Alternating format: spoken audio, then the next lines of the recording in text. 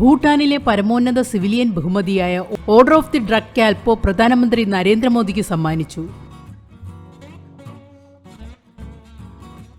ഭൂട്ടാൻ രാജാവ് ജിഗ്മെ ഖേസർ നാംഗ്യാൽ വാങ്ചുക്കിൽ നിന്ന് പ്രധാനമന്ത്രി ബഹുമതി ഏറ്റുവാങ്ങി.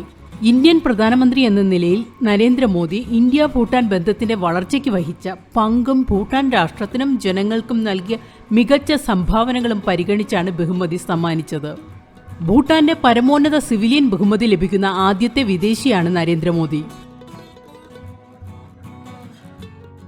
2021 ഡിസംബർ 17 നടന്ന ഭൂട്ടാന്റെ 114ാമത് ദേശീയ ദിനാഘോഷ വേളയിൽ പ്രഖ്യാപിച്ച പുരസ്കാരം വെള്ളിയാഴ്ച തന്റെ ദ്വിദിന ഭൂട്ടാൻ സന്ദർശനത്തിനിടെ അദ്ദേഹം ഏറ്റുവാങ്ങി.